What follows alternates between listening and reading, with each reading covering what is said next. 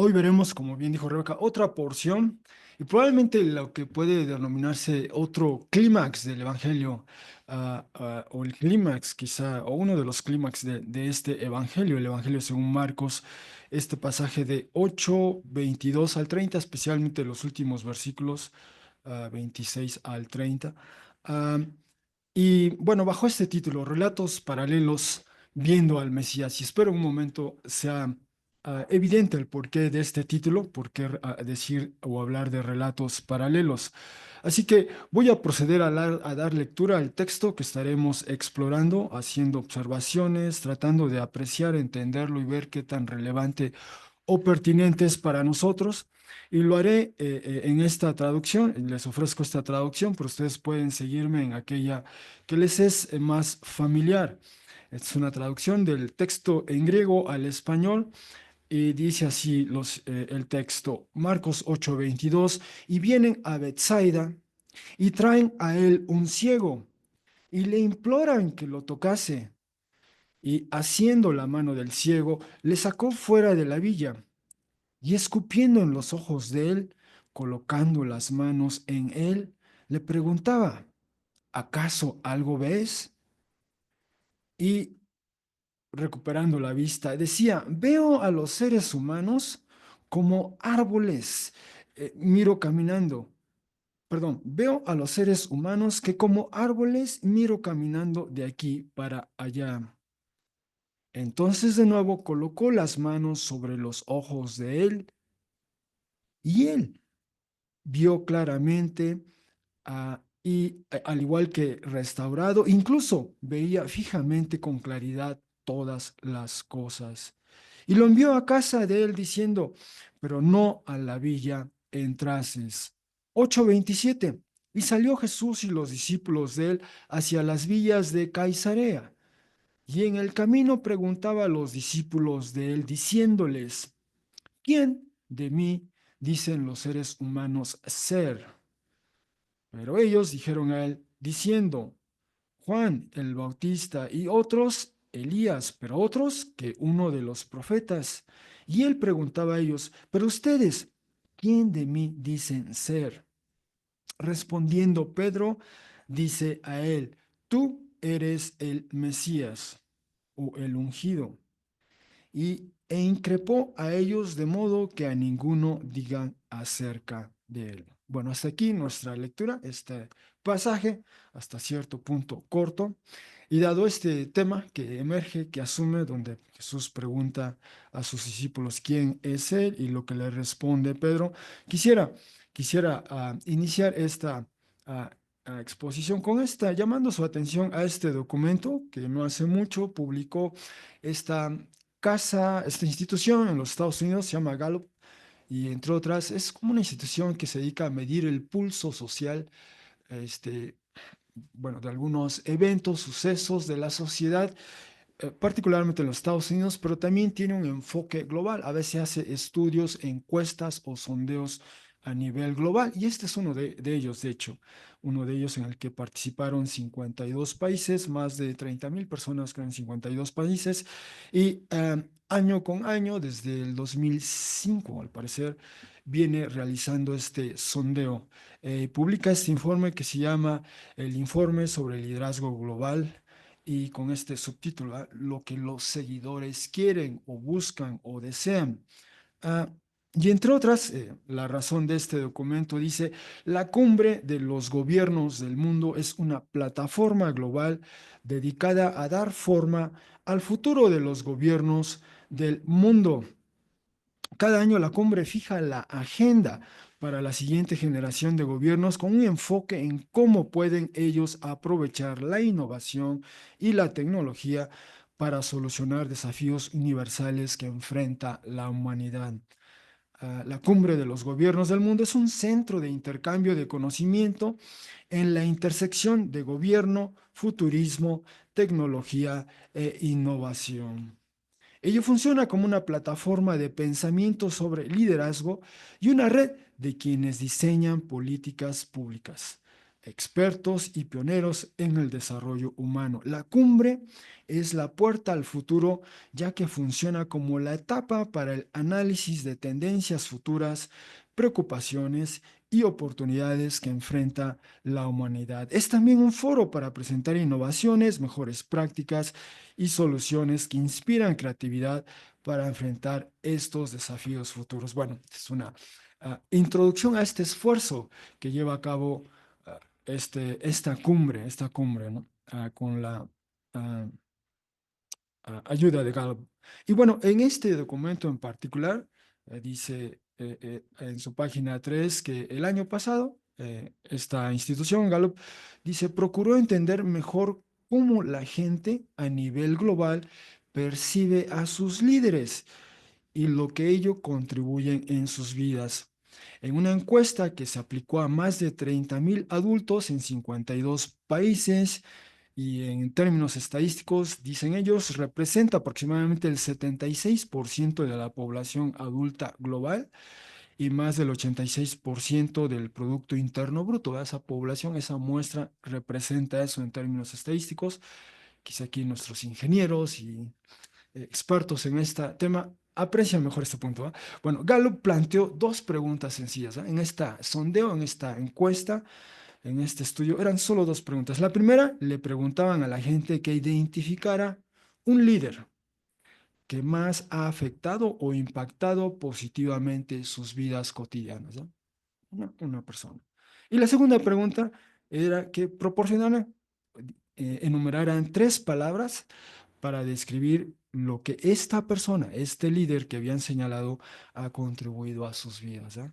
Así que señalar a un líder y mencionar tres palabras sobre esa persona. Y bueno, en cuanto a la primera pregunta, ¿qué líder tiene la influencia más positiva en su vida? En este sondeo de más de 30,000 personas en 52 países, lo clasificaron así, toda la información que recabaron, que recogieron, la clasificaron así. Así que el líder que más ha impactado a estas personas que pensamos es un familiar, es alguien en la familia. Ese es el que más, el 57% de todos los encuestados, o sea, más de la mitad, si hay alguien que les impacta en sus vidas diariamente, es alguien de la familia, quizá el padre, quizá la madre, quizá el hermano, quizá el tío o la abuela, pero es un familiar, el que está ahí cerca, ¿verdad? Muy cerca, es el que tiene un impacto tremendo, decisivo en esta persona en particular. Después, vean cómo decrece dramáticamente. Por ejemplo, hablan de un gerente, ¿va? Para quienes trabajan en una institución que tiene estas estructuras donde hay un gerente y debajo del gerente sus subordinados, por usar ese lenguaje, ¿va? Bueno, para algunos de ellos es el gerente en el trabajo. Para otros, igual va decreciendo dramáticamente, ¿va? Es un líder político, ¿va? Una figura política en la sociedad o bien una figura religiosa, o también un líder organizacional y después amigos, colegas, un mentor, una educadora. Lo que llamaba la atención aquí es a veces esa perspectiva de que alguna celebridad influye bastante, pues en este caso es de las que menos impactan, ¿verdad? Según esta encuesta global. ¿Verdad? Quizá los medios de comunicación nos hacen ver que eh, alguna, iba a mencionar un nombre, pero no, alguna celebridad, ¿eh? Al momento, influye, es decisiva, pero según esta encuesta no parece ser tanto el impacto. Es más bien alguien cercano, alguien que está ahí muy cerca de nosotros, el que influye, el que impacta en nuestras vidas. Bueno, esa es la respuesta a el color azul. Claro, el color azul oscuro solo destaca a aquellos que se encuentran en un entorno laboral, es decir, que van a un centro de trabajo, tienen alguna estructura, o sea, son empleados en alguna empresa, solo destaca ese aspecto, ¿va? Pero ese es el punto, es un familiar el que está ahí, alguien cercano, es el que ejerce esa influencia decisiva cotidianamente, ¿va? En el diario vivir, esa es la influencia que se deja sentir. Ese es un aspecto. Y sobre esta misma información, solo destacan aquí en qué países este tipo de liderazgo es más apreciado o es más influyente. ¿Va? Por ejemplo, un liderazgo en el centro de trabajo, en donde uno trabaja Pues es en China, primordialmente en China, la población destacó. Ahí es donde, en el trabajo es donde se percibe más la influencia de un líder, digamos. Y después Alemania, ¿verdad? Y quizá esa es la idea, la reputación que tenemos de esos países, ¿no? Estas fábricas o estos centros de producción del mundo, ¿verdad? China y Alemania tienen esa reputación de ser centros de reputación y eso refleja el liderazgo. Lo que llama la atención, aquellos amados o cercanos o familiares, bueno, primordialmente observen los porcentajes, ¿ya? Marruecos, Bosnia, Herzegovina, Jordania, Eslovaquia y el Estado de Palestina, ¿va? Allí predomina este liderazgo de los cercanos, los que están próximos, ¿va? Líderes políticos, bueno, en Tanzania, Israel, Turquía, Polonia, India y finalmente líderes religiosos llaman la atención Costa Rica, ¿va? Aquí en Centroamérica encabeza esta lista. Pero bueno, eso nos da una idea de acuerdo a este estudio, ¿va? En cuanto a la segunda pregunta, dice este documento. El estudio o encuesta inicial de Gallup en el 2005, así inició este estudio, este sondeo, este tomar el pulso, digamos, de la sociedad. Inicia primero en el 2005 en los Estados Unidos y después gradualmente lo fueron extendiendo a otras naciones, pero esa primera ocasión que lo hicieron ahí reveló que las cuatro necesidades de los seguidores, las cuales fueron reafirmadas por otro estudio en el 2008 que se aplicó a 10 países, son estas, son cuatro en particular. Esperanza, confianza, compasión y estabilidad. Esperanza, la necesidad que tienen de sentirse positivos acerca del futuro y de que los líderes provean dirección clara. Esa es la necesidad primordial. Después, confianza, la necesidad de honestidad, de respeto e integridad.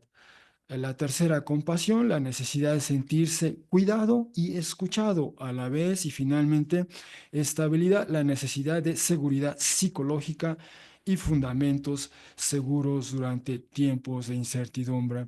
Entonces, pedían ellos, ¿verdad? A cada encuestado que le dieran tres palabras, con tres palabras describieran o mencionaran el impacto o lo que, las tres palabras que mejor describen lo que esta persona contribuye a su vida.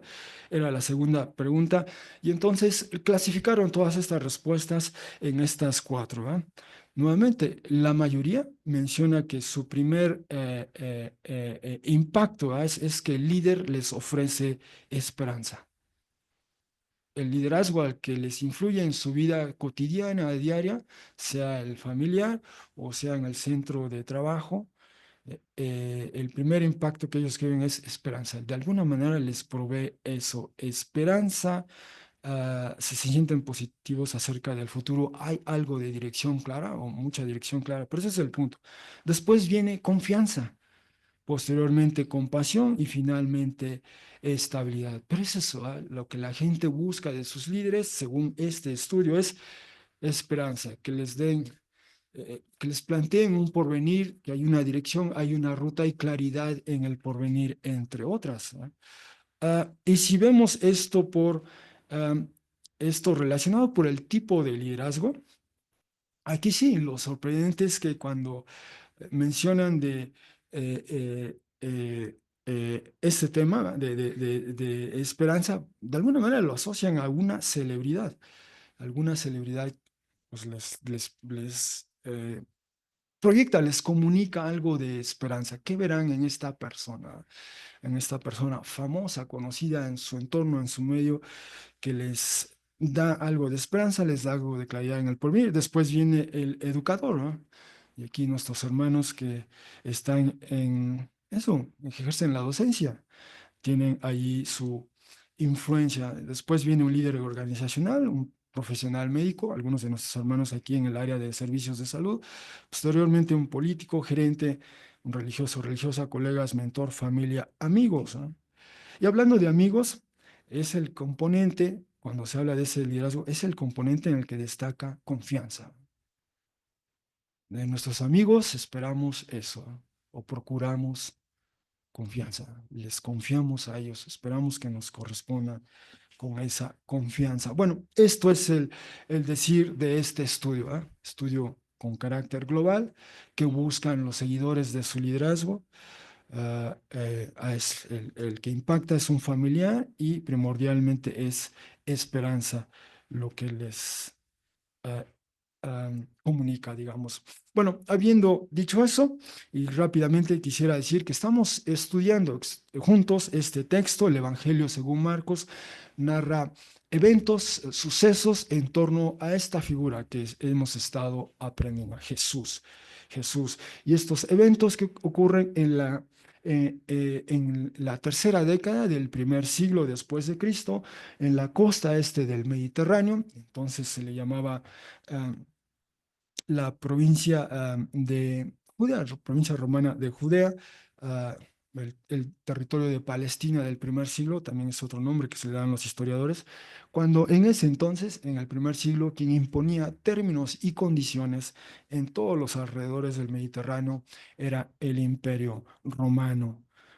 Y la última sesión, el domingo pasado, nos quedamos, las últimas, digamos, coordenadas geográficas que nos dio el Evangelio de Marcos para ubicar dónde estaba Jesús y sus discípulos.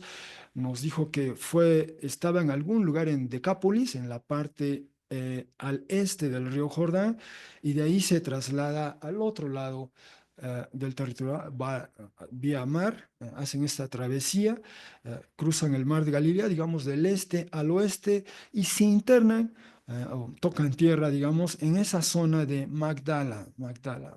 Dalmata es el término que utiliza Marcos, pero Mateo usa el término Magdala o Madala, ¿verdad? Una de esas variantes, y así que esa es la última vez que ubicamos a Jesús y los suyos, allí en la costa este, en la parte este del mar de Galilea. Ahí los dejamos la semana pasada, ahí está otra flecha en rojo, la flecha en rojo indicando más o menos en esa zona, ¿verdad?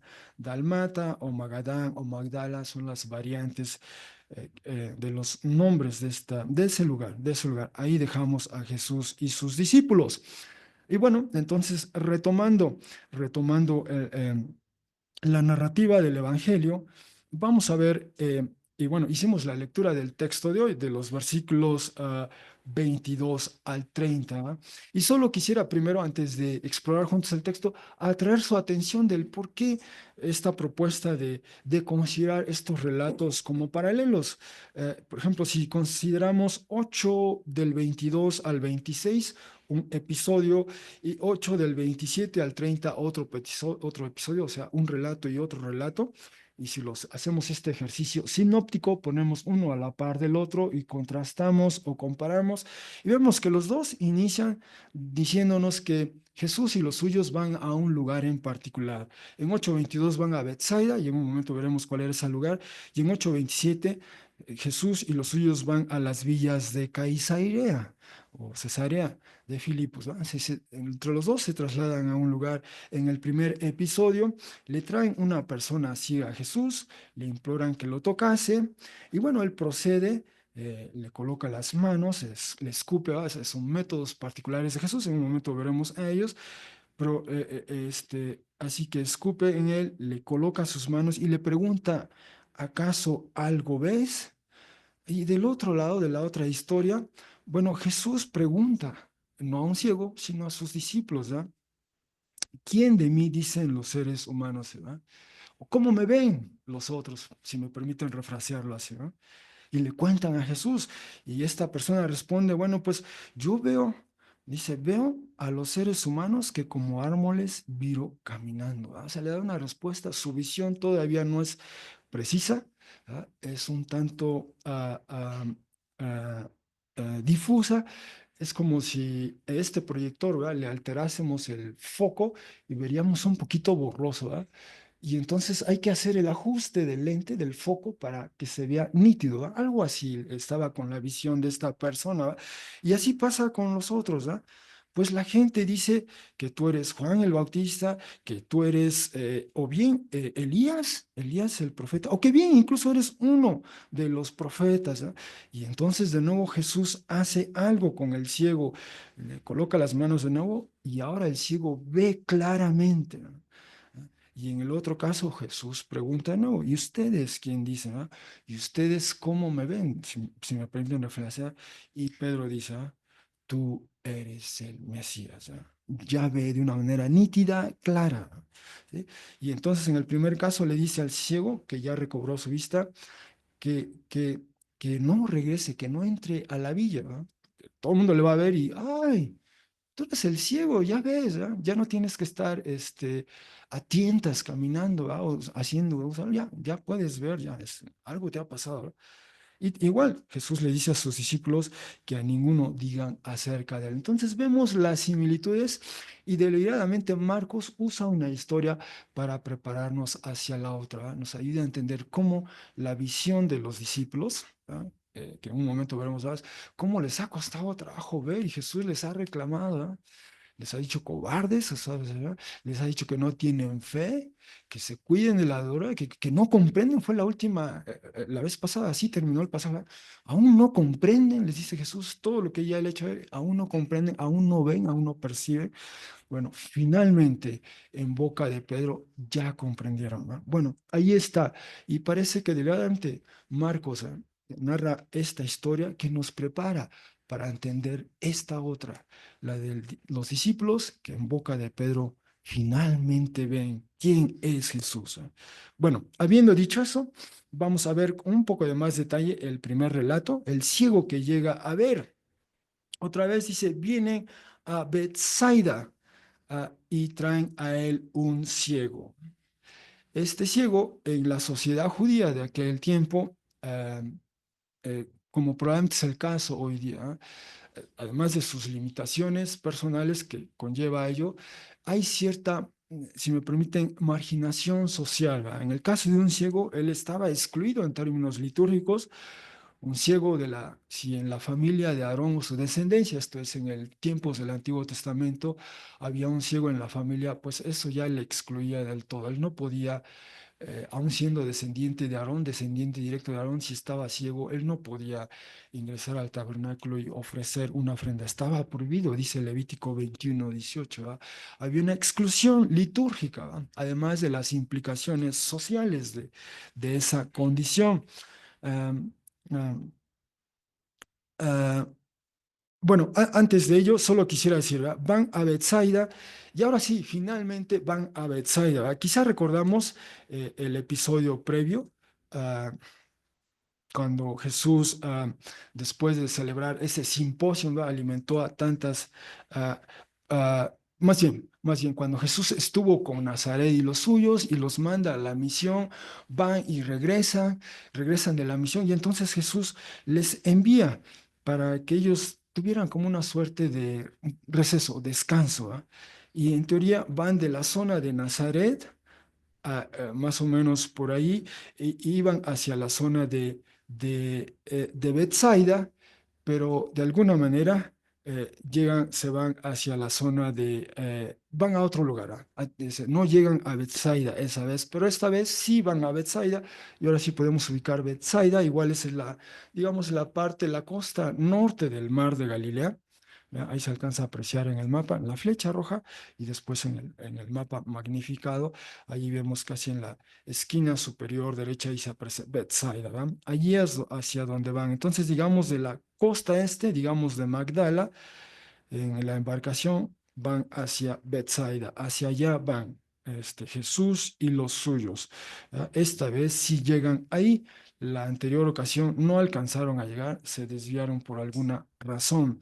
Bueno, solo decir eso. Llegan ahí, una vez que descienden, tocan tierra, pues le traen a Jesús un ciego, ya vimos las implicaciones para este ciego, entre otras, y le imploran. Y esta es una frase, es una expresión recurrente en el Evangelio. 1:40, 5:10, 5:12, 5:17, 5:18, 6:56, 72. Con frecuencia, personas vienen a Jesús o algún amigo familiar trae a alguien a Jesús y le implora, ¿verdad? Y las más de las veces, a veces se postra ante Jesús, se arrodilla y le implora.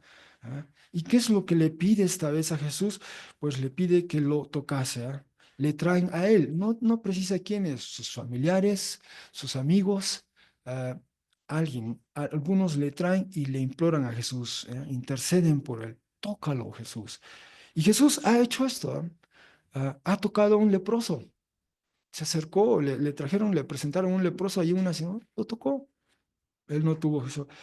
tocó a otras personas que sufrían, padecían de tormentos, los tocó a una mujer con flujo de sangre y todo lo que eso implicaba. Jesús, bueno, más bien ella le tocó a él, ¿verdad?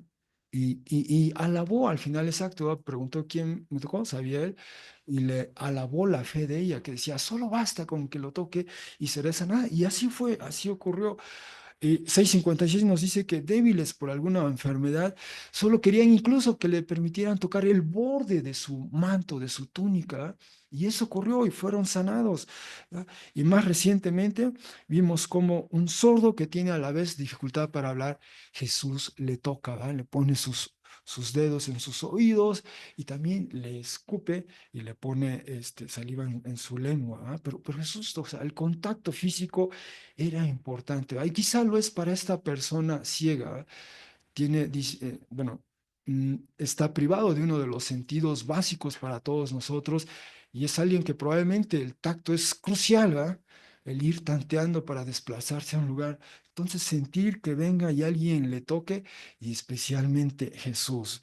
Y Jesús accede.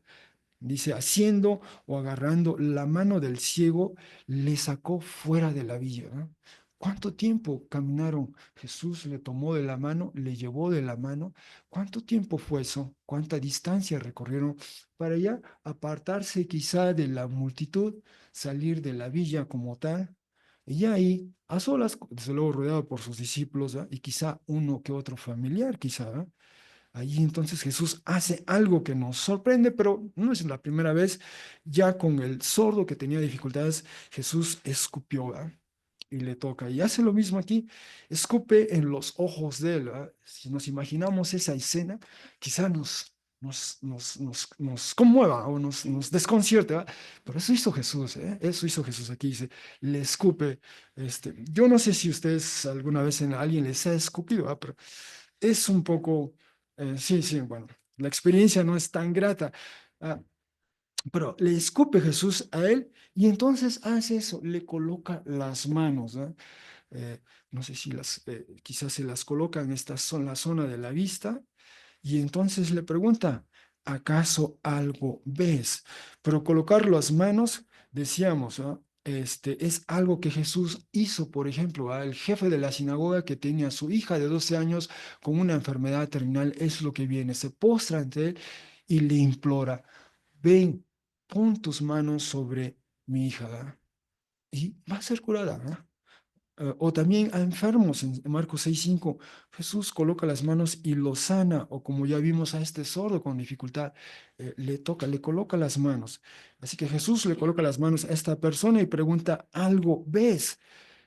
Y hay dos maneras de entender la respuesta de él, de acuerdo a la expresión en griego. En 8:24 responde él mirando hacia arriba o recuperando a la vista. ¿Ah? Mirando a la vista, hacia arriba sería una traducción literal del verbo que se utiliza, ah, y quizá quiera decir recuperando la vista, pero de un sea una o la otra, lo que él responde dice, veo a los seres humanos que como árboles miro caminando de aquí para allá. ¿verdad? Es decir, veía a lo mejor estos seres con silueta en forma de árbol. La pregunta que surge a veces, ¿cómo sabía que eran árboles, las formas? Pero algo sabía. No, no sabemos la historia de él, no nos dice si era un ciego de nacimiento, probablemente sea a lo mejor es una persona que perdió la vista, quizá de pequeño, de adolescente, joven, ¿verdad? Pero bueno, ve algo, seres humanos que parecen como árboles caminando, ¿verdad? Todavía no, su visión no es precisa. Y lo extraordinario de la respuesta es que si hay algo así en el texto bíblico es justamente Jueces 9:8. En Jueces 9 hay este episodio de alguien que se hace, digamos, del control político social de esa comunidad y manda a matar al resto de los hermanos, de los rivales, pero sobrevive uno, se para en algún lugar y narra, o sea, llama la atención de este otro líder que usurpó el poder, digamos, y le cuenta una historia, un relato, una parábola de unos árboles, ¿verdad? Y dice así, al caminar, caminaron los árboles para ungir sobre ellos un rey. Es interesante que este ciego hace como eco alusión a esta historia, ¿va? Es una historia política, hablan de los ángeles, los árboles ungen, ¿va? Y es una metáfora de cómo la comunidad hizo algo inapropiado, incorrecto, ¿va? En ese episodio de Jueces, ¿no? Pero es extraordinario que él responda así, ¿va? Hay este eco, esta alusión a esa historia, ¿va? Y es la historia que viene, ¿va? Del ungido del Mesías, como veremos en un minuto, ¿va? Así que ya vimos a Betsaida y continúa la historia. Este, continúa la historia. Entonces, de nuevo, colocó las manos sobre él. Jesús nuevamente pone las manos sobre él. Ya no nos dice que le vuelve a escupir, simplemente le vuelve a colocar las manos, ¿ya? Y ya vimos que se hizo con la niña, que ya más bien era el cadáver de la niña. Jesús le toma y vuelve a la vida con los enfermos, con este sordo, con este ciego en primera instancia. Y esta segunda vez que le coloca las manos, nos dice el texto, él, el ciego, dice, miró fijamente con los ojos bien abiertos o bien vio claramente. Ya su visión era plena, era completa, 20/20 diríamos. Y al igual que fue restaurado, o restablecido y veía fijamente con claridad. ¿Ah? Entonces, el ser restaurado, restablecido, ¿ah? Ese estigma de la pérdida de esta visión, ¿vale? Las implicaciones sociales, quizá hay un eco de eso, pero él ya es restaurado, ya puede ver fijamente, ya puede ver, veía fijamente con claridad. Bueno, ocurre este episodio fuera de esta villa, ¿ah? Pero esto en realidad era algo, una expectativa que hemos visto en otros eventos que lleva a cabo Jesús, estas expectativas que preserva especialmente la tradición profética, ¿va? En el porvenir algo va a ocurrir. Por ejemplo, habíamos visto con el episodio de la persona que era sorda y con dificultad de hablar, vimos este pasaje de Isaías 35. Habla de la presencia de Dios entre la comunidad. Vuelven del exilio, van a volver del exilio. Dios va a estar en medio de ellos. ¿Y cuál es la evidencia de que Dios está en medio de ellos? Dice 35:5, entonces serán abiertos los ojos de los ciegos y los oídos de los sordos serán abiertos. Gritará de un modo estridente la lengua del mudo. Eso fue el caso del sordo y que tenía dificultad para hablar, pero ahora en 35:5 aplica bien el caso de este ciego. Fueron abiertos y eso fue. Ve plenamente, vio con claridad. ¿Ah? Y esta es parte de la presencia de Dios ahora nuevamente en medio de ellos. En Isaías 35 es un pasaje que está hablando de la vuelta del exilio. El pueblo estará distante, alejado, algo ocurre, pero vuelve. Y una manifestación de esa liberación es que Dios en medio de ellos y ocurre esto entre la gente. ¿Ah? Los ciegos ven, los sordos escuchan, los mudos hablan, entre otros. ¿Ah? Hay estas expresiones de sanidad al interior del pueblo. Pero además hay también expectativas mesiánicas. Nuevamente citando al profeta Isaías, ahora en el capítulo 42, Isaías 42 comienza hablando de mi siervo.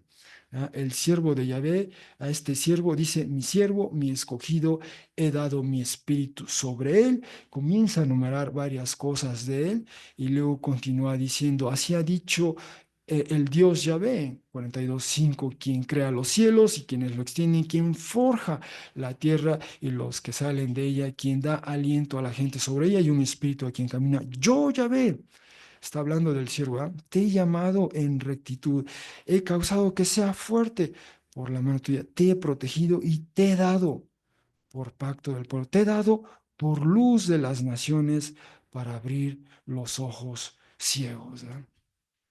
Y este es eventualmente Juan, especialmente Juan 8, ¿va? Jesús se presenta, yo soy la luz del mundo. ¿Va? Y es un eco literal de Juan, Isaías 42:6. ¿Va? Te he dado por luz de las naciones. ¿Cuál es la implicación? Para abrir los ojos de los ciegos. ¿Va? Y en este caso es físicamente, ¿va? Abre los ojos de esta persona. Y en un momento más veremos cómo abre los ojos de los discípulos, ¿ya? Y pueden ver al siervo de Yahvé en quien reposa el Espíritu de Dios. ¿No? Pero ahí está, ¿no? Este evento ocurre y anuncia, comunica, indica que estas expectativas en torno a esta figura, el siervo de Yahvé, se están materializando delante de ellos. Literalmente los ciegos pueden abrir sus ojos, pueden ver ahora. Dios está nuevamente en medio de un signo de la presencia de Dios en medio de ellos. Como dijo Jesús, ¿verdad? El reino de Dios se ha acercado y se expresa y se manifiesta de esa manera. Bueno, esa es la primera historia. Vamos con la segunda ahora. El discípulo que llega a ver al Mesías. Decíamos, 8:27, después de estar ahí en Bethsaida, dice, salió Jesús y los discípulos de él hacia las villas de Caisarea. ¿No? Ah, ah, y en el camino preguntaba a los discípulos, diciéndoles, literalmente, esta es una traducción muy literal, y así está en el texto en griego, ¿quién de mí dicen los seres humanos ser? ¿Verdad? Que podemos refrasear, seguramente sus traducciones refrasean, ¿no? Y esta es la respuesta. ah, Ellos dijeron a él, bueno, Juan el Bautista, eso es lo que dicen otros, Elías, y otros, uno de los profetas, pero en realidad esta respuesta ya la habíamos escuchado por boca de el rey Herodes y en la corte del rey Herodes, que en un momento veremos, ¿no? Ya le era familiar a Jesús, en un sentido puede decirse esta respuesta. Bueno, por lo menos otros ya habían dicho eso de él, pero ahora va más allá Jesús y pregunta a ellos, ustedes, ¿quién de mí dicen ser? Y Pedro, respondiendo Pedro que significa piedra, ¿verdad? Primero le conocimos como Simón, después en 3:16 es Simón Pedro, y de ahí en adelante es Pedro, ¿verdad? Literalmente es Petros en griego, que significa piedra, ¿verdad? Es su apodo, su sobrenombre, si se quiere, ¿verdad? Petros le dice a Jesús, tú eres el Mesías, tú eres el ungido, o si vemos la expresión en griego, tú eres Cristo. Eso es lo que le está diciendo a Jesús. Bueno, ¿cómo entender todo esto? ¿Cómo entender este pasaje? Lo primero a lo que quiero llamar su atención es que deliberadamente Jesús va a territorio pagano otra vez. Y esto es extraordinario. Estábamos en Bethsaida, al se alcanza a ver Bethsaida, casi en la costa norte del mar de Galilea, y de ahí con sus discípulos Jesús camina y van más hacia el norte, trascienden las fronteras de Galilea, y se internan en territorio netamente judío, perdón, no pagano, no judío. Ahí está Cesarea de Filipo, en la esquina superior derecha en aquel mapa, ahí se alcanzaba la flecha, es territorio netamente pagano. Y vamos a apreciar por qué. Porque esto es lo que se sabe de esta ciudad en las fuentes clásicas. eh, Tanto griegas, romanas como judías. Lo primero que hay que decir es que este lugar, que aquí en el relato se conoce como Cesarea de Filipos, antes tenía otro nombre, tenía el nombre de Panio, ¿no? Antes que los romanos tomasen control de ese lugar, se conocía como Panio y así quedó asentado en fuentes como las de Polibio, historias, ¿no? Y Plinio el Viejo. Y después cuentan por qué cambia de nombre, pero ese lugar antes se llamaba Panio y se llamaba así quizá en alusión al culto que se rendía en una gruta o cueva o caverna allí en ese lugar, y en un momento veremos una imagen, a una deidad. El debate si es esta deidad griego, había una deidad del panteón griego, había uno de los dioses se llamaba Pan, vinculado con la actividad pastoril. Esa es una posibilidad. Otros dicen que quizá era una deidad local, pero como haya sido, era una deidad después de todo. Incluso a esa alude Eusebio en su historia eclesiástica, narra un episodio ahí. Pero ahí está. Antes ese lugar se llamaba Pan, ¿no? Presumiblemente en honor de esta deidad, este dios pagano Pan. Y entonces Roma se hace de este territorio y cuando muere una persona de nombre Cenodoro, que ejercía control en ese territorio, esto es en el año 20 antes de Cristo, en ese entonces ya el emperador era Octavio Augusto, y como esos son territorios del imperio, él cede el control de ese territorio, el control de Panio, al rey Herodes el Grande.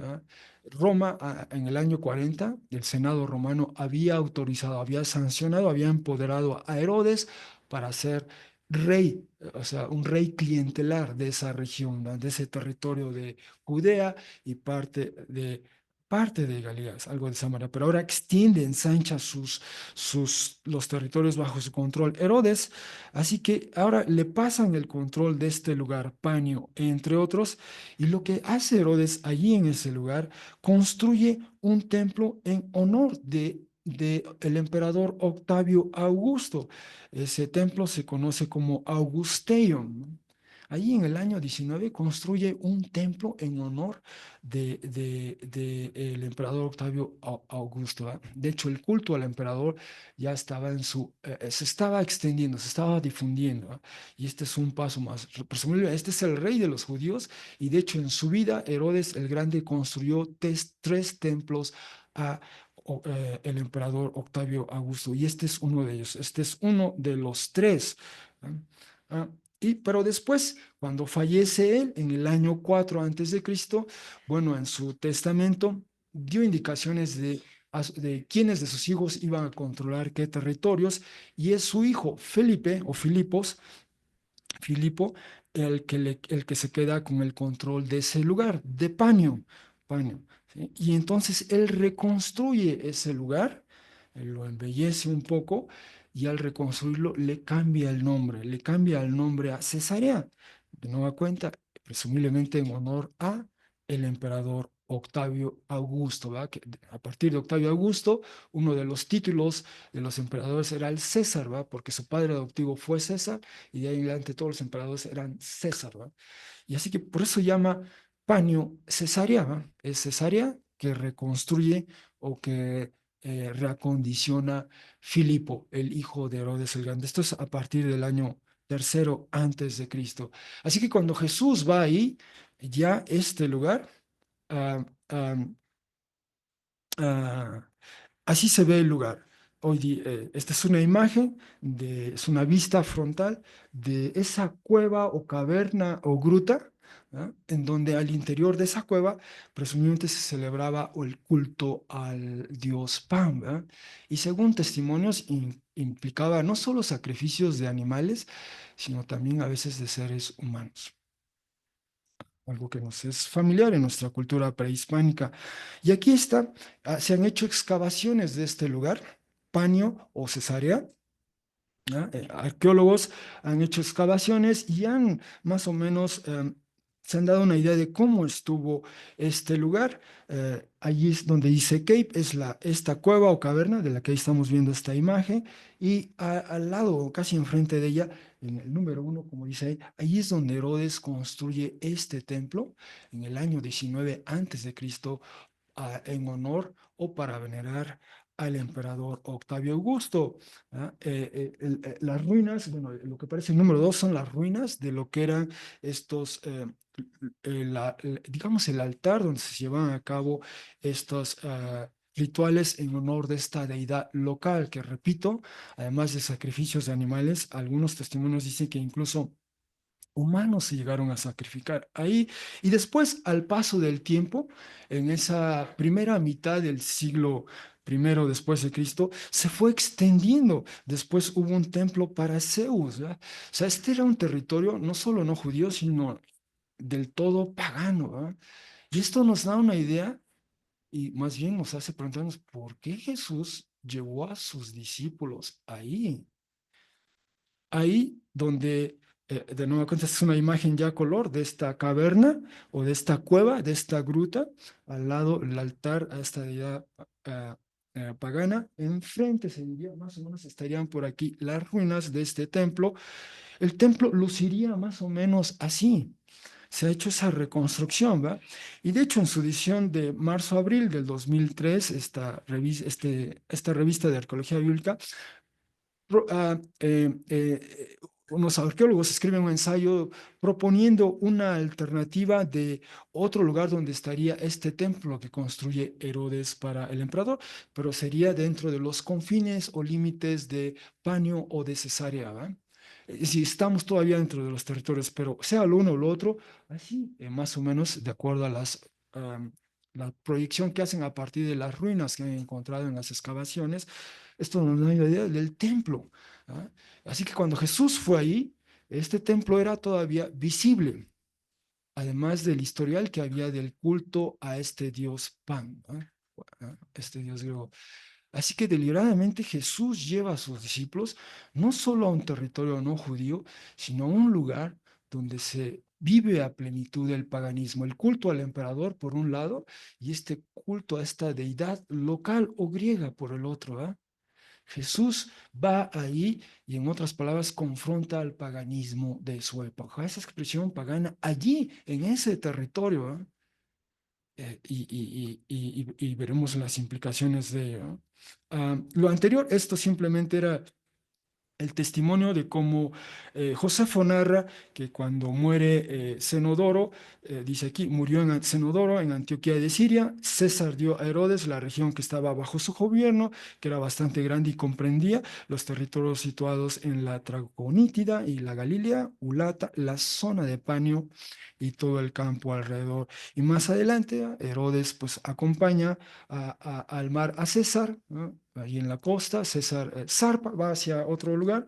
El emperador Octavio Augusto dice que Herodes a su regreso hizo levantar en su honor un templo hermosísimo de piedra blanca en la tierra de Cenodoro, cerca del lugar denominado Panio. ¿No? Más adelante, Herodes quiso agregar a este lugar admirable el ornato de un templo que consagró a César. ¿No? Entonces, ese es el testimonio de Josefo. Y los arqueólogos han excavado el lugar y en efecto, está esta propuesta de cómo pudo haber sido, ¿no? Y esta otra que recrea incluso ¿no? En una computadora, cómo pudo haber sido el templo. Uno de los tres que construyó Herodes en el tiempo que gobernó.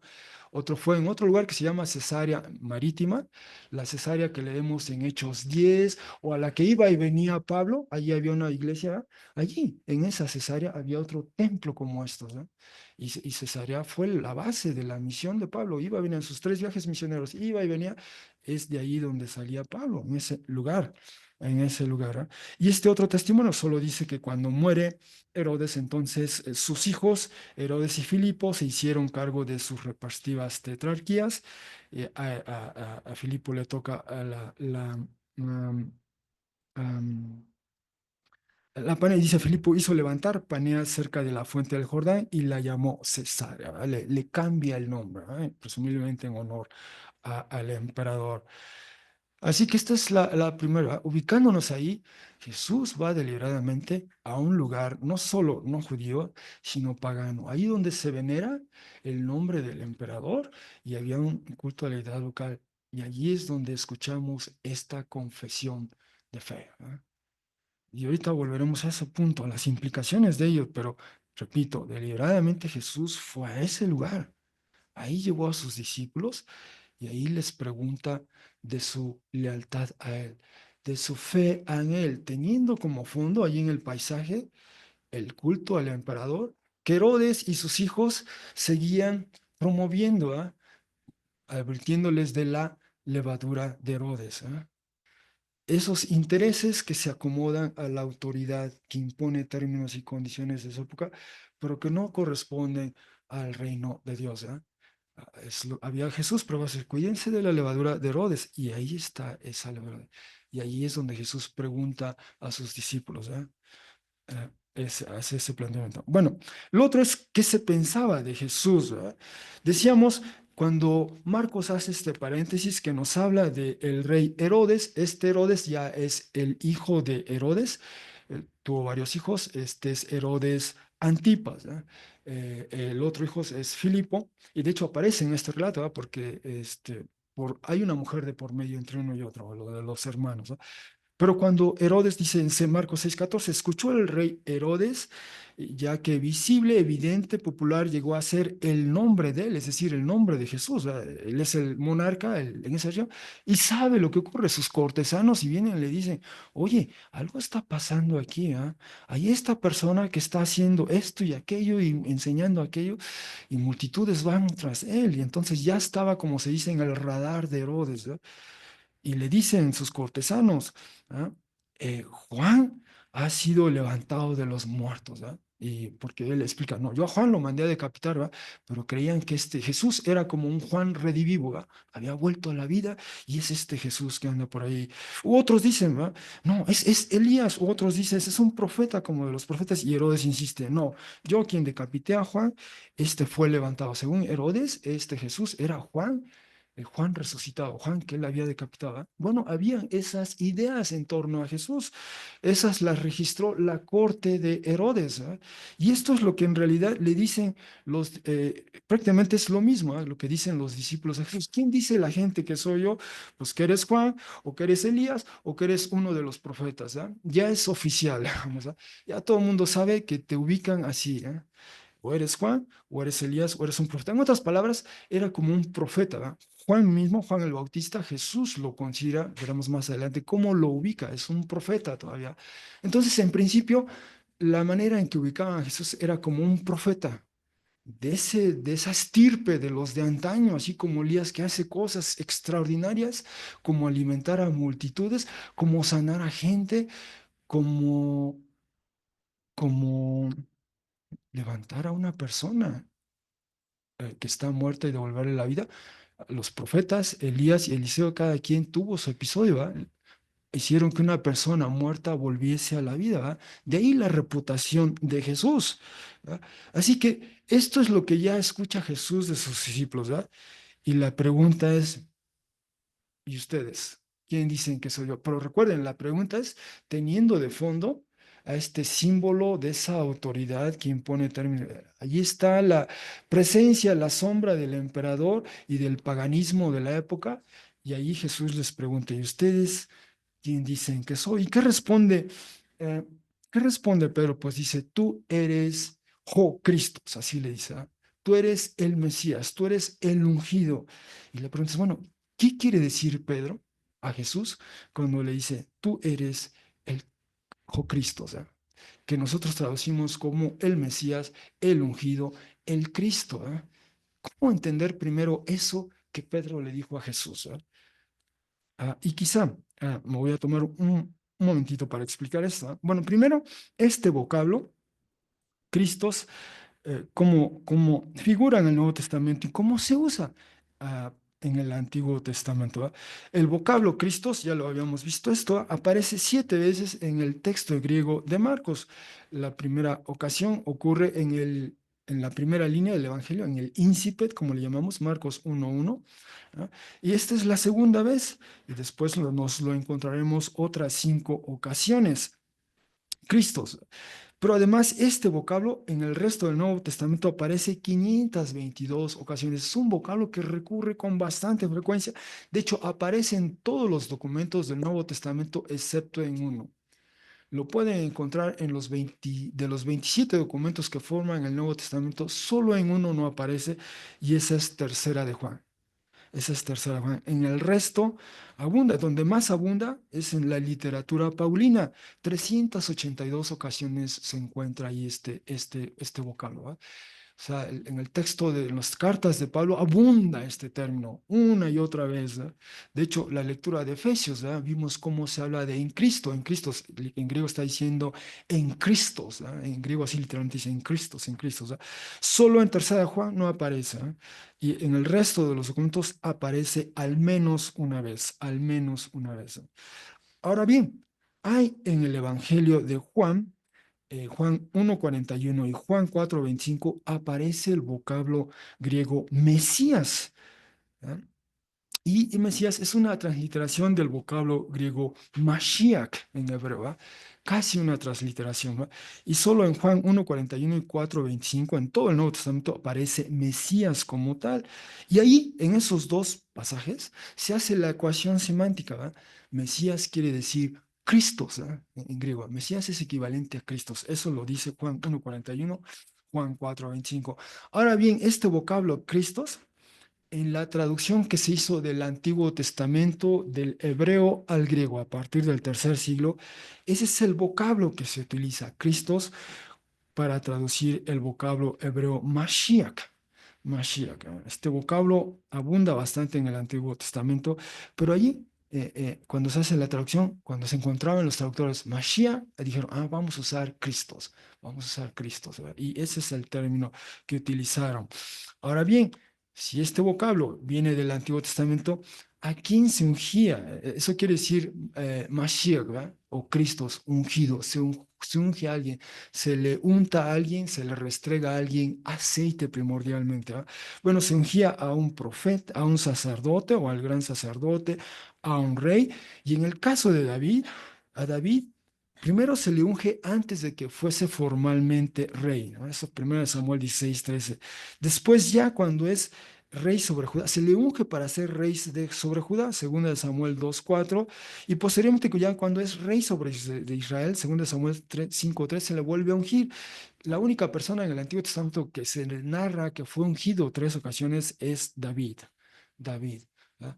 Previo, o sea, primero cuando Samuel va, lo busca, le unge, a ti te ha llamado el Señor, te ha separado. ¿Va? Después cuando es rey de Judá y después cuando ya es rey de todo Israel. 3 veces se le ungió. Se unge también a un profeta como Elías, 1 Reyes 19:16. También a veces se ungía, dice Levítico 8:10, una morada o el tabernáculo, ¿ah? Se derramó aceite ahí, se ungió, ¿ah? Y se ungía con aceite que se derramaba en la cabeza, ¿va? Y en algunos casos, especialmente en los futuros reyes, fue el caso de Saúl, fue el caso de David, ¿ah? Cuando se les ungió a ellos, al momento de ser ungidos, el Espíritu de Yahvé vino sobre ellos, ¿verdad? Eso lo dice el texto. Eso era algo particular cuando se ungía a alguien. Y entonces, ¿a quién se le llamaba ungido? Podía ser un sacerdote, un rey, un profeta en general, o bien individuos como David, o incluso como Ciro, el rey de Persia. En Isaías 45:1 se dice de él mi ungido, ¿verdad? El ungido de Yahvé es Ciro, el rey de Persia, ¿no? Solo esos son los referentes. Ahora, con este término, a este término de Mashiach en hebreo, Cristos en griego, así tal cual, ¿ah? Así tal cual, se empezaron a asociar ciertas expectativas sobre el porvenir, que podemos llamarlas expectativas mesiánicas. Y para eso rápidamente solo hacemos este recuento express para entender el significado de este vocablo al paso del tiempo. ¿Va? Este es a grandes rasgos, ¿va? En un abrir y cerrar de ojos, si me parece decirlo así, la historia del pueblo de Israel y del pueblo judío. ¿Va? Si se recuerdan nuestra serie de Abraham y Sara, bueno, más o menos en el año 1900 antes de Cristo, Yahvé llama a Abraham y Sara, ¿ya? Y hace algo extraordinario. Les acompañamos en sus viajes, ¿ya? Sus andares, bastantes años, y, y después vienen sus descendientes. Eventualmente ellos descienden a Egipto en el año 1600 aproximadamente. De ahí pasan poco más de 400 años allá en Egipto y llega un momento en que claman a Yahvé Dios y los saca, los libera Dios, salen de Egipto aproximadamente en 1260. En ese entonces son una confederación de tribus, 12 tribus, ¿verdad? 12 clanes, 12 grupos. ¿Verdad? Y pasa el tiempo y aproximadamente en el año 10.042, cuando ya Samuel avanzado en años, viene la gente y le dice, sabes, no confiamos en tus hijos, mejor designa un rey para nosotros. Y a regañadientes Samuel acepta eso y se nombra a Saúl. Samuel unge a Saúl y el Espíritu viene sobre él. Y después Saúl muere y previo a ello ya Samuel había ungido a David, pero le vuelve a ungir y eventualmente David llega a ser rey en el 2010. Después él muere y su hijo Salomón le sucede. Y cuando muere Salomón se fractura el reino. Ese periodo de monarquía unida allí concluye y entonces tenemos dos reinos, el reino del norte, el reino del sur. El reino del norte sucumbe a Samaria, perdón, la ciudad de Samaria, la capital del reino del norte, sucumbe al imperio asirio en el 722.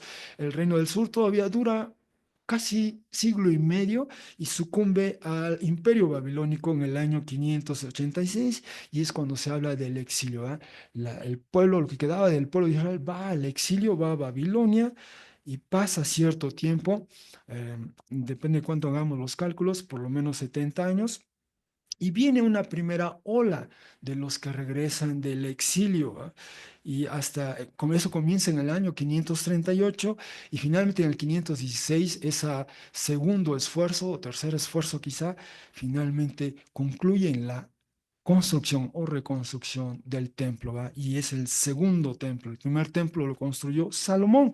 Salomón en el tiempo que reinó, ¿ah? Le tomó 7 años, dice el texto, y en este segundo templo se construye en el 516.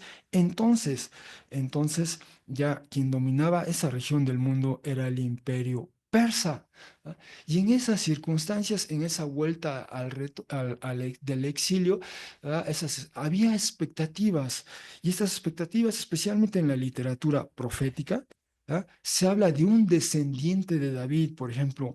Isaías 9 habla de un niño que ha nacido para nosotros, un hijo que ha sido dado, y de alguna manera ese niño o ese hijo iba a estar sobre el trono de David y sobre su reino, dice Isaías 9:6, ¿no?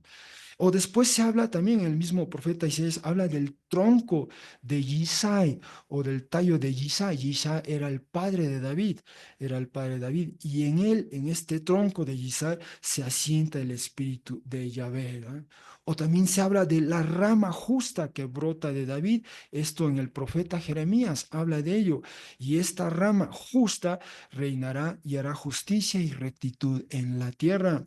O bien, se habla del siervo de David que pastoreará a las ovejas que retornen del exilio. Esto en boca del profeta Ezequiel.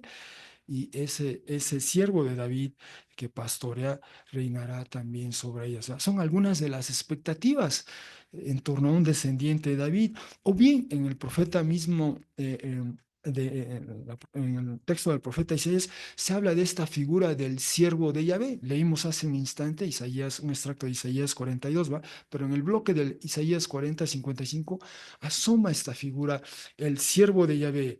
Y a veces se habla de Israel, a veces se habla de Jacob, a veces solo se habla del siervo de Yahvé, simplemente, y a veces se habla de mi siervo.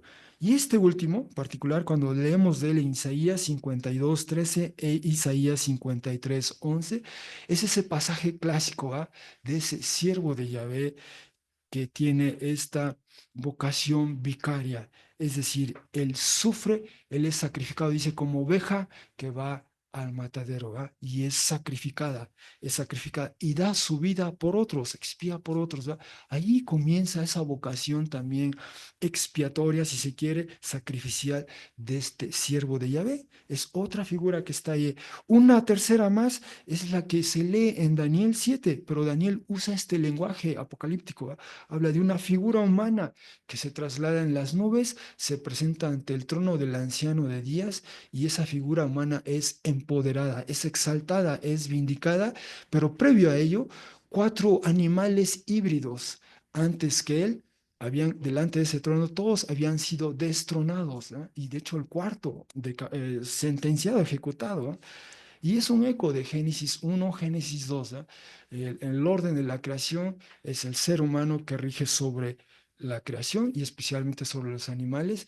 Y en Daniel 7 nos presenta una visión donde este orden se ha trastocado. Son los animales híbridos, que a veces llaman monstruos o bestias, ¿ah? Que rigen. Y el anciano de días revierte eso, ¿ah? Rectifica, introduce nuevamente, reivindica el orden de su creación y ahora es el ser humano, la figura humana que reina, ¿no? Bueno, todas estas expectativas estaban ahí, ¿ah? Se fueron desarrollando al paso del tiempo y en esas expectativas es que, digo, sigue avanzando la historia de Israel o del pueblo judío, los que regresan, tenemos relatos de ellos con el libro de Esther, luego el libro de Esdras, de Nehemías. Repito, eso es algo muy, muy, muy, muy, muy rápido. Y después, como vamos llegando hasta el momento en que finalmente Roma entra en acción, se hace del territorio del pueblo, bueno, de ese territorio en el año 63 y en el año 40 Herodes es nombrado rey de Israel. Él muere en el año 4 y es en el año 6 ya después de Cristo que ese territorio de Judea llega a ser provincia romana, ¿ah? Bueno, es un recuento express para entonces entender esas expectativas en torno a este vocablo, ¿ah? Justo cuando ocurre eso, cuando ocurre este evento donde el general Pompeyo llega a Jerusalén, se hace de este territorio, entra al templo, es decir, un no judío, un no que no era, que no era sacerdote, ingresa al templo, ¿verdad? Ese es un sacrilegio, era un sacrilegio. Bueno, ingresó, hay una reacción, ¿no? Y esa reacción se plasma en un documento que se llama Salmos de Salomón, entre otros, y posiblemente en algunos de los documentos que se recuperaron en las cuevas de Al-Qumran. Un documento se llama, el primero se llama 1QSA o 1Q28A, habla de el Mesías de Israel, Dios al Mesías de Israel, ¿no? Habla, aparece ese vocablo, Masía, que en hebreo, otra vez. En ese momento en que ocurre esa experiencia traumática para todos, ¿eh? Un, una persona no judía ingresa al templo y lo sí, en un sentido yo ven eso como un sacrilegio, ¿verdad? Lo desacra, si ese es el vocablo, ¿verdad? Y esa genera esta reacción y esta expectativa, y el texto particularmente que recuerda esa experiencia y escribe contra ella, se conoce como Salmos de Salomón, y particularmente el capítulo 17 de este texto, que data del aproximadamente año 50 antes de Cristo aproximadamente, habla de el ungido del Señor, del rey de ellos, del rey ungido del Señor. Bueno, lo último estrafo. Y el rey justo, enseñado, instruido por Dios sobre ellos, y no hay injusticia en los días de él. En medio de ellos, pues todos son santos, y rey de ellos es el ungido, el Mesías, el Cristo del Señor. Solo quedan copias de este texto en griego, presumiblemente se escribió en hebreo, y todas las copias en griego literalmente usan ahí el vocablo Cristo. O sea, Basileus, Cristos, Rey, Mesías, ese es el término. Y ese es el mismo vocablo que utiliza Lucas. Lucas utiliza esa misma combinación, Rey, Mesías, ese es el que utiliza Lucas, por cierto, ¿va? Pero repito, eso fue en reacción a cuando el general romano Pompeyo toma Jerusalén y eso comete un sacrilegio al ingresar al templo en Jerusalén. Pasa el tiempo, eh, casi un siglo después, y en la literatura judía no canónica, registramos otra vez el uso del vocablo Cristos, pero esta vez es Josefo. Josefo está narrando la muerte de Jacobo, el hermano de Jesús. Esto ocurre en el año 72. Este es Jacobo del que leemos en Hechos 15, el Jacobo del que leemos en 1 Corintios 15, que Jesús se le apareció a él. ¿Ah? Bueno, este Jacobo, el que escribe la epístola de Santiago, como la conocemos, San Jacobi en latín, o Jacobo, es este Jacobo del que Josefo narra cómo lo matan, cómo lo apedrean, lo lapidan, así muere. ¿Ah? Y en esa descripción, dice en las primeras líneas, ¿ah? Llamó a juicio esta persona al hermano de Jesús, que se llamó Cristo. ¿Ah? Deliberadamente Josefo describe a Jesús como alguien que en su tiempo, en su momento, se denominó Cristos, porque también Josefo escribe en griego y usa el mismo vocablo, Cristos, ¿verdad? Jesús que se llamó Mesías, Jesús que se llamó ungido, así podemos traducirlo, ¿verdad? Y está hablando de Jacobo su hermano, ¿cómo pasa? Pero hace esa referencia a Jesús, ¿verdad? Repito, eso porque este evento ocurre en el año 62, pero ya habían pasado los eventos de Jesús. Después, en el año 70, Roma hay una revuelta judía, se alzan en armas contra Roma, y viene Roma con todas sus legiones, el general Vespasiano primero, después Tito, y vienen y aplastan de una manera brutal esta revuelta judía. ¿Va? En eso fue en el año 70, Tito ingresa a Jerusalén, entra al templo y no puede impedir que le prendan fuego al templo. Queda destruido, ¿va? Como Jesús había anticipado 40 años atrás. En su momento veremos eso. Y esta experiencia, no solo dramática, sino traumática para todo el pueblo judío, queda plasmada en textos como cuarto libro de Esdras o segundo libro de Baruch. ¿Ah? Ya no está el templo, ya no está el templo. ¿Y ahora qué va a pasar? Todo gravitaba en torno al templo. Ya no hay templo, ya no hay un lugar a donde ir a hacer sacrificio, entre otras. ¿Ah? ¿Qué va a pasar? Y surgen estos textos y cuatro libros de Esdras en particular tiene una visión que se parece mucho a la de Daniel 7 y habla de un león que enfrenta a un águila y cómo el león somete al águila y después se explica, cuarto libro de Esdras, este relato. Dice, y respecto al león al que viste que se levantaba de la selva, rugiendo y hablando al águila y echándole en su cara sus injusticias y todas las palabras que viste, este es el ungido que el Altísimo reservó para el fin de los días. ¿Ah? El león es el ungido y el águila es una alusión al Imperio Romano. ¿Ah? Si algo distinguía al Imperio Romano eran sus estandartes y siempre tenían el águila, el águila. ¿Ah? Entonces había esta expectativa de que Dios iba a hacer algo contra aquellos que hicieron algo contra el pueblo. Eso fue en el año 70. Pasan casi otros 70 años, y en el año 132 hay otra revuelta judía, y esta vez contra el emperador Adriano. Ese era el emperador romano entonces. ¿Por qué hay esta revuelta? Porque este emperador Adriano, como Jerusalén había sido destruida en el año 70, ¿ah? Quería reconstruir lo que quedaba de Jerusalén como una nueva ciudad, una ciudad pagana, ¿va? Y en esa ciudad él quería construir un templo a Júpiter, al dios principal de los romanos, ¿va? Ahí justo donde había estado antes el templo de Jerusalén. Y desde luego esto no sentó bien a los judíos que quedaban, a los judíos de la época, y se alzan en armas. Y quien encabeza esa revuelta armada es alguien que se llamó um, uh, Bar Koshiva, ¿va? Bar Koshiva. ¿Va? Y hay este relato en el Talmud de Jerusalén. Esto es más o menos año 132 después de Cristo. Dice, Rabí Simeón ben Yohai afirmó, aquí va mi maestro, aquí va otro rabí, solía predicar que aparecería una estrella procediendo de Jacob. Cuando el rabí Akiva vio a Bar Koshiva, el que dirige esta revuelta judía en el año 132, dijo, este es el rey Mesías. Y literalmente en hebreo así dice, eso estaba escrito en hebreo.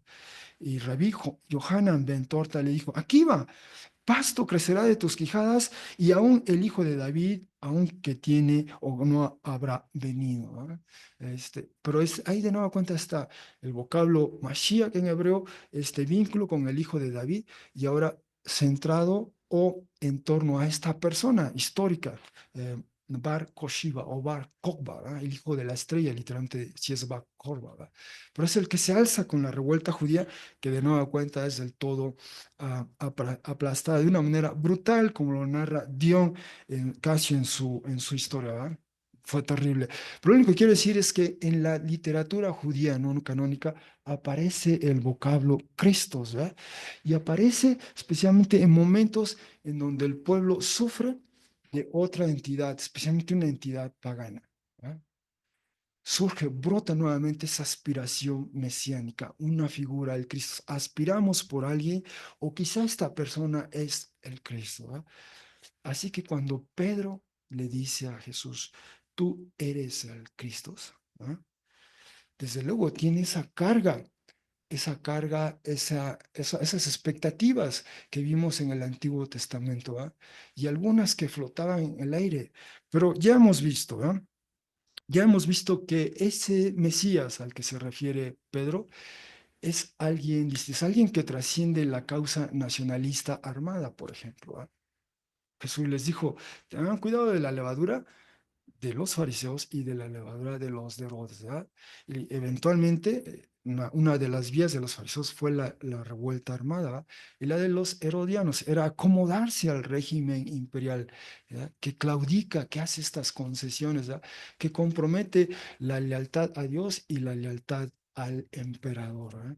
Pero hemos visto esta descripción de Jesús, que en él está el Espíritu, él proclama el Evangelio, él llama a discípulos, él enseña, le echa fuera demonios o espíritus impuros, reprende y silencia a un espíritu impuro al mar, levanta a personas que están enfermas o incluso una persona que está muerta, cura, sana, ora, limpia, purifica. Personas que le tocan son sanadas, curadas, poder emana de él. Él envía a sus discípulos, también les recomienza descansar, celebra simposios con 5,000 personas, con 4,000 personas, camina sobre el mar. Cuando sus discípulos están en la barca, ¿va? Trasciende nuestro mundo, nuestro principio de Arquímedes, ¿no? nos dice, nos advierte Jesús, que no es lo que entra en el vientre del ser humano lo que lo profana, lo que lo hace impuro, sino más bien lo que sale, lo que emana de nuestro corazón, ¿va? Eso mancha, eso ensucia, eso profana, eso daña, eso lastima al ser humano. Ese es el gran desafío que Jesús va a entender, ¿verdad? Ese es el personaje que Pedro dice, este es el Cristo, ¿sabes? No el que se va a levantar contra el imperio romano, no el que se va a acomodar con el emperador, sino que trasciende esa violencia, trasciende ese orden y viene con el reino de Dios, ¿no?